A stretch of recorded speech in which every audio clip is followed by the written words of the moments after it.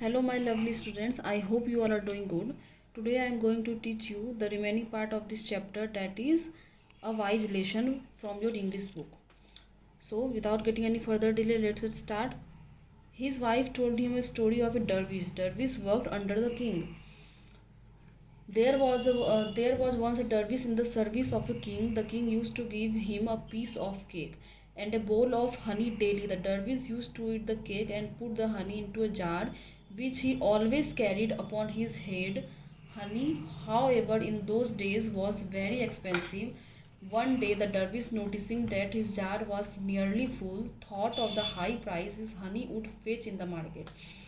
Now, I am going to understand you the meaning of this passage.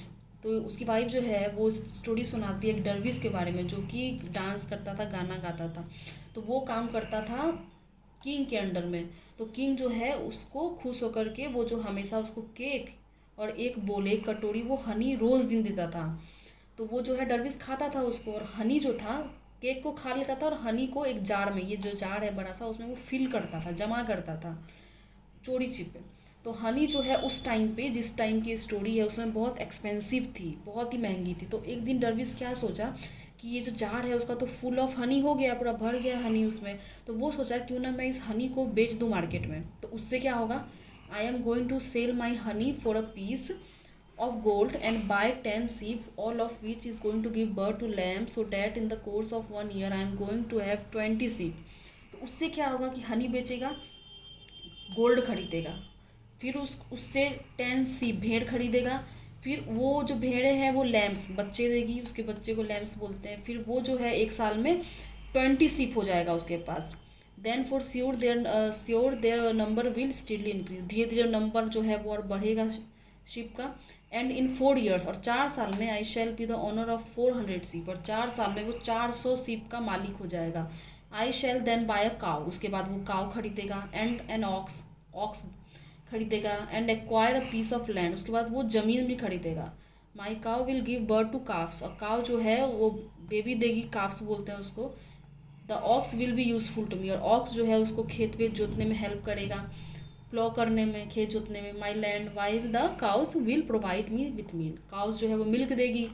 In 5 years time the number of my cattle will have increase considerably, उसके बाद धीरे धीरे जो है वो उसका भी जो काउंट है वो भी बढ़ते रहेगा। And I shall be the possessor of great wealth, उसके बाद वो बहुत अमीर हो जाएगा। I shall then build a magnificent house, उसके बाद वो बहुत ही अच्छा घर बनाएगा। Acquired slaves and maid servants, वहाँ पे वो नौकर रखेगा, एक नहीं बहुत सारे। And marry a beautiful woman, और बहुत ही सुंदर लड़की से शादी करेगा, नॉबल डिसेंट, जो कि बहुत अच्छे फैमिली से हो।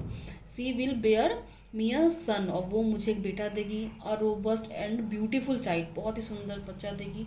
अ lucky star will shine at the moment of his, और वो जो बच्चा है वो पैदा होते के साथ सब कुछ जो है वो चमका देगा, शाइन कर देगा। And he will be happy and blessed, और ये सब होने के बाद जो ये डरविश है वो बहुत ज़्यादा खुश हो जाएगा। और ऑनर टू माई नेम, और वो जो उसका बेटा है इसके डरविश के मरने के बाद उसके नाम को जिंदा रखेगा। Should he however refuse to obey me, अगर मान लो वो कभी मेरा बात नहीं माना, ये चीज़ वो खुद में सोच रहा था। I will beat him with his stick, तो जो ये स्टिक था उसके पास ये उसको मारेगा उससे। And the dervish was so caught up in his daydream that he raise his stick, और ये डरविश ये सोच रहा था, मतलब दिन का सपना देख रहा था, और वो इतना खो गया उस सपना में कि सचमुच में इस छड़ी से उसने इस जार पर हिट कर दिया। हिट कर दिया तो ये टूट गया। The jar of honey along with his day dreams was lost, और ये जार के टूटते ही, सपना तो उसका टूटा ही, साथ में हनी भी निकल गया उससे।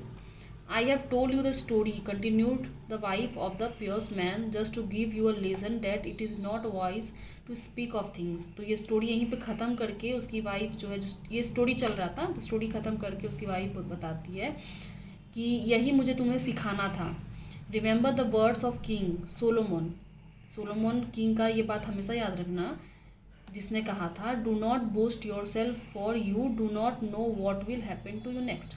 उस चीज़ पे ज़्यादा बोलना नहीं चाहिए जिस चीज़ के बारे में पता नहीं है कि आगे चल के इन फ्यूचर में वो चीज़ होगी नहीं होगी, क्या होगा, उस चीज़ के बारे में हमें उतना बोस्टिंग नहीं करनी चाहिए।